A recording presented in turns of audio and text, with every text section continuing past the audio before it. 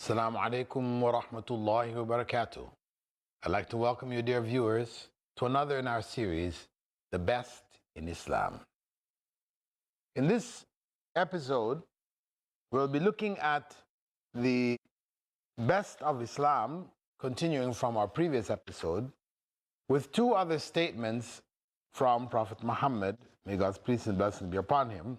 The first of which, he said, as narrated by Abu Huraira, خياركم في الجاهلية خياركم في الإسلام إذا فقهوا.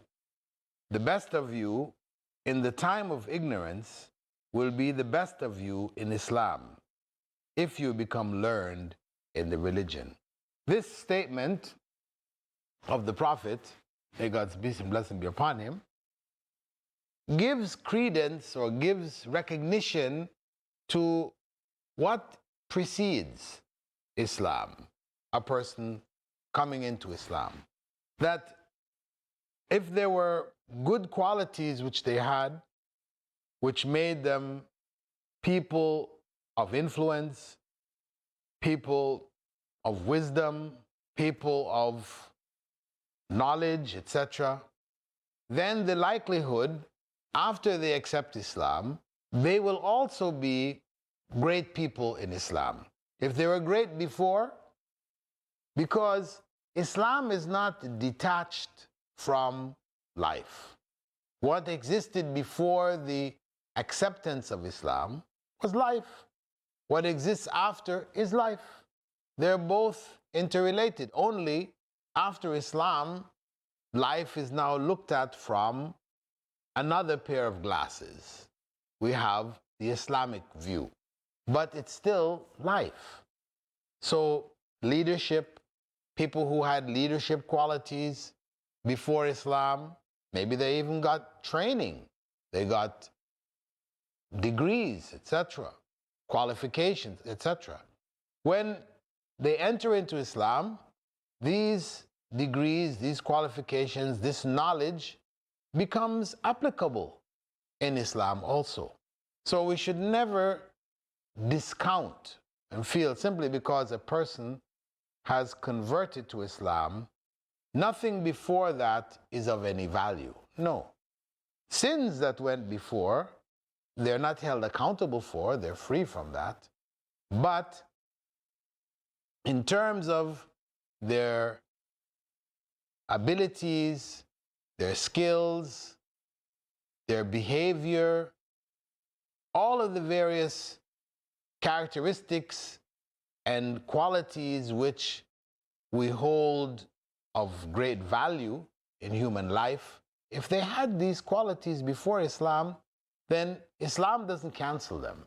There is a place for them within the parameter of Islam. However, they are modified, supported in different ways, etc.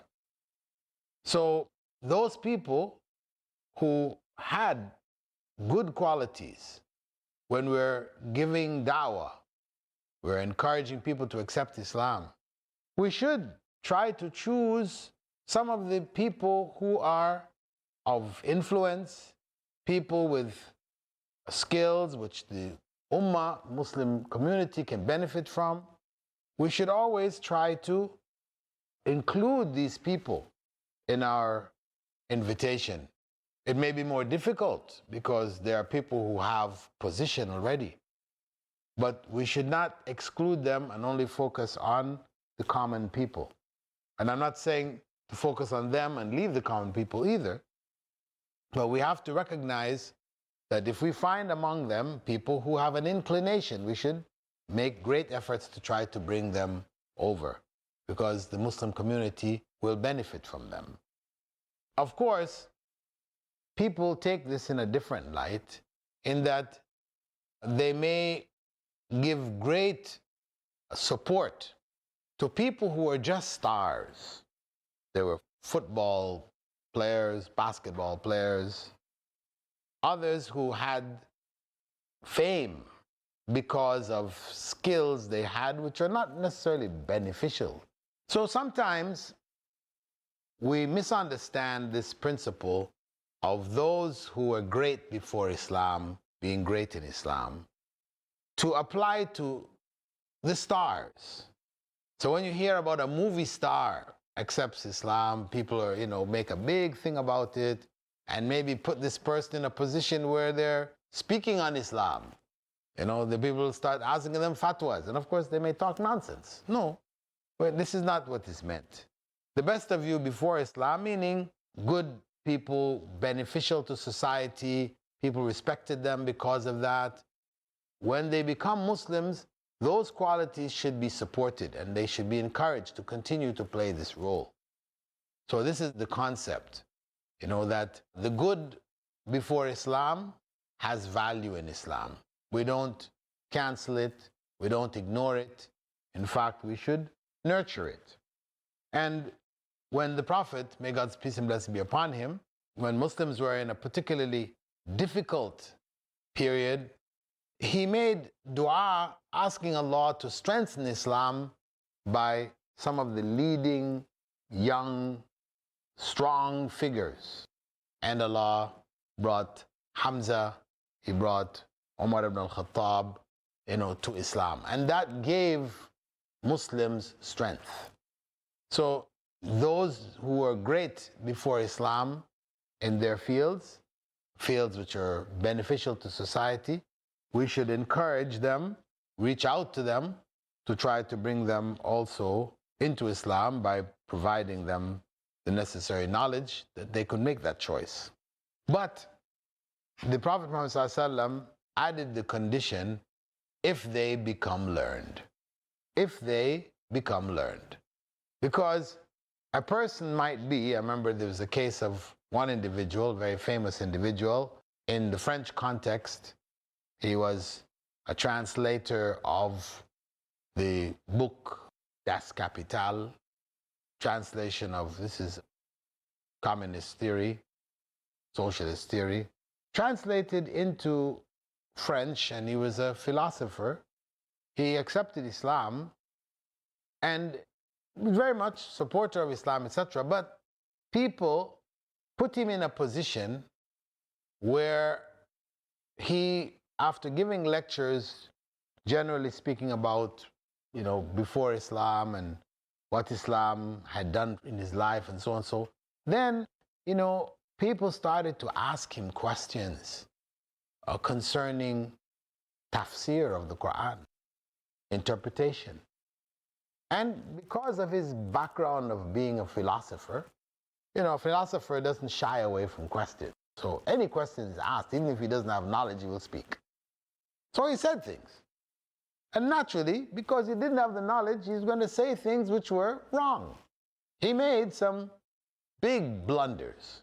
And people still continue to put him up on stage and ask him questions from fiqh, questions from, areas that he had no knowledge of. And he would speak. And so he just piled up and piled up till finally people just washed their hands of him because he had made so many crazy, outlandish statements. So those people who come over to Islam having these exceptional backgrounds, we should encourage them to learn Islam, to gain the knowledge of Islam so that their benefit will be substantial to the Muslim community. They can then use the skills and the experience, etc., that they have, use it effectively to benefit the community when they have the guidance of Islam along with it.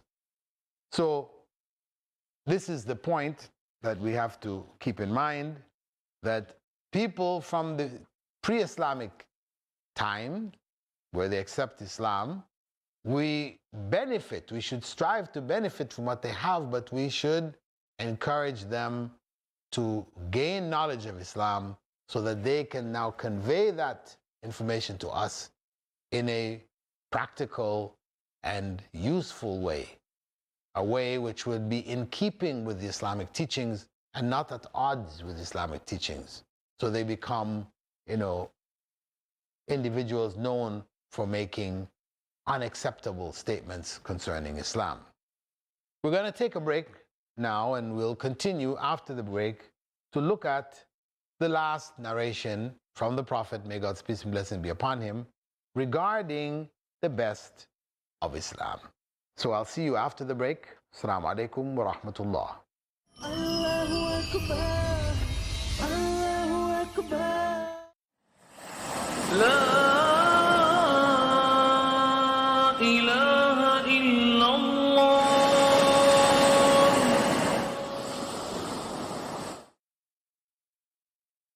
Welcome back from the break. Assalamu alaikum wa rahmatullahi wa barakatuh. Prior to the break, we were looking at those who were great before Islam, how they can also be great in Islam if they gain knowledge. Abdullah ibn Amr, he quoted the Prophet Muhammad ﷺ as saying, when he was asked, Ayyul Islami khair, which aspect of Islam is best? He said, تطعم الطعام وتقرأ السلام على من عرفت ومن لم تعرف. That you provide food and greet both those you know and those you do not know. Providing food meaning that you share your food with others. There are so many statements from the Prophet, may God's peace and blessing be upon him, in which he has stressed the importance of sharing food. That food for two should be good for four. Food for four should be good for eight.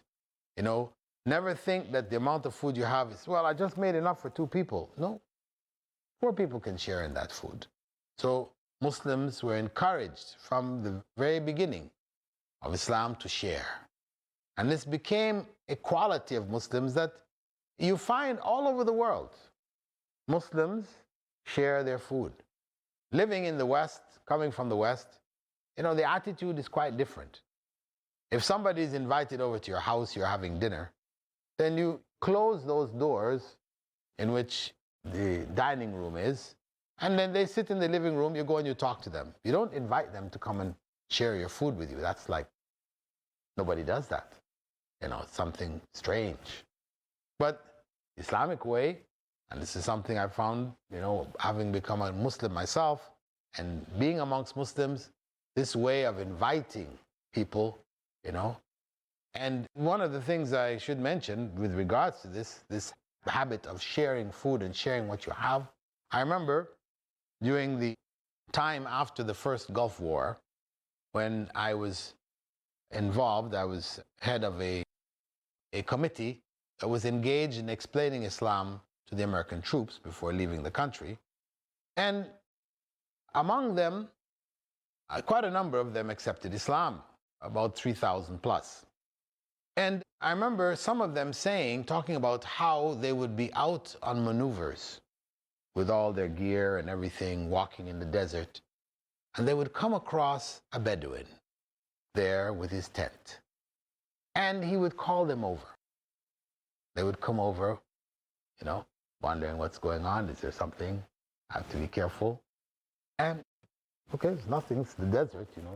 There's nothing else there. Desert of Arabia. They would come and they'd sit down. You tell them, sit down. Then he would heat up tea and he would pass out tea to them. You know, they're all geared up and, you know, could hardly even find room to pick up the cup and drink it. And whatever he had, he would share with them, some bread, whatever, you know. And of course, he has limited supplies, etc. He's living on the desert. But it struck them, you know, how generous people were with what little they had. You know, and I know a number of them who accepted Islam just simply because of that. That had touched them. It had moved them in such a way, you know. Because, as I said, in Western society, people are very much, you know, cut off, closed. Your neighbor, the idea of inviting over your neighbor, you know, to share in food with you, it's not a common practice, you know. It's rare. In some communities, maybe you do find it, but in general, no. I mean, you're living in an apartment building, maybe the people on your right and your left, you have never met them.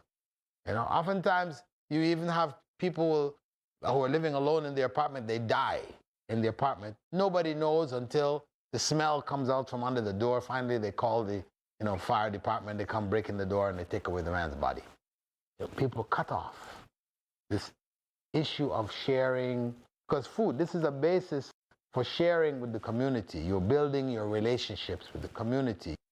So this is something encouraged strongly in Islam, as the Prophet Muhammad had said, to provide food for others, sharing it with others.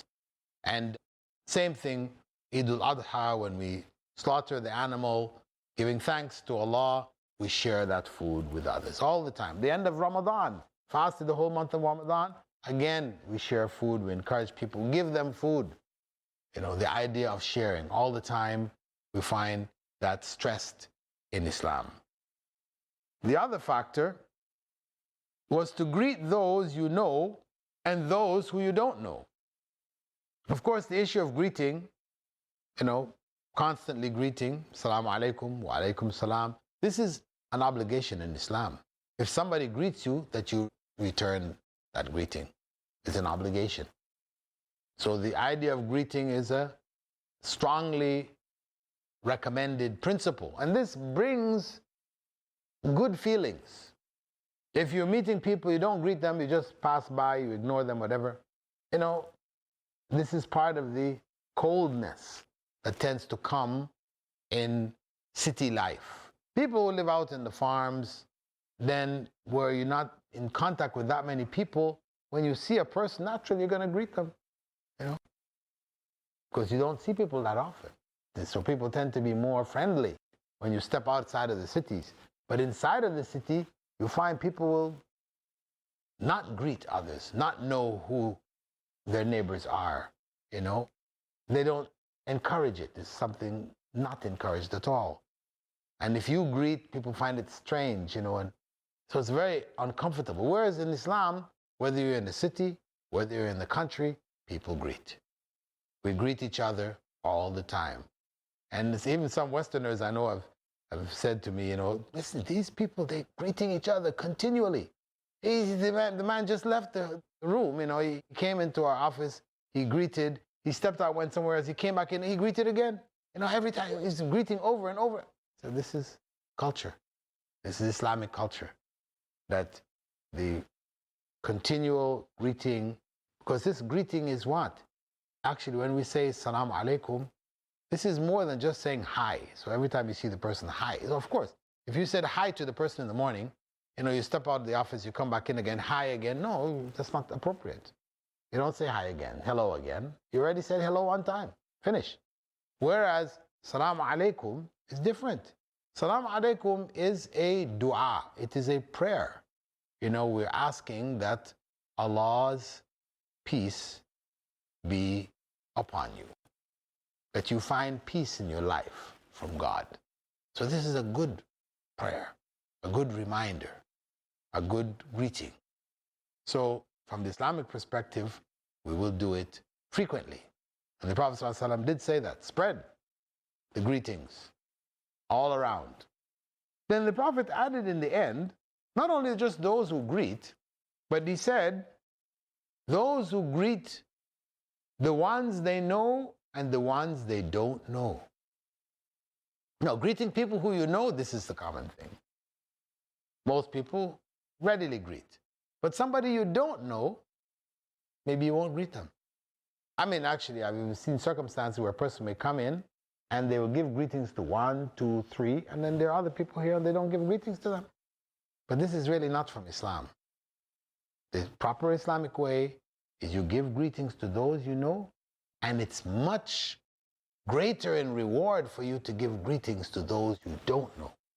This is a very important point, because this helps to build love in the community. When you make a point of greeting those you don't know, knowing that the reward is far greater than just greeting those who you know. So Islam has a concern for societal bonds, that people should be in contact with others, sharing the good they have, greeting them regularly, you know. So it is a living community, not dead objects which collide with each other. No. We are living, interacting in a positive and a loving way, supporting each other. So the idea of not knowing your neighbor, of living 10, 15, 20 years without ever having even met your neighbor, it's something unthinkable in the Muslim world. And that's the way it should be. We all should know who our neighbors are, who work in the office with us, people who are friends of our families, our parents, all these people. We take time out to meet, to know, to greet all of these people. Because that is the bond which ties the community together. So when people have a need, we know that need. We can reach out and help them. We don't have to wait for them to come and beg us, ask us. We are there. And even our daily prayers, which are obligatory on men to pray in the mosque, or strongly recommended for them to pray in the mosque together, that is about also the bonds of the community of that mosque.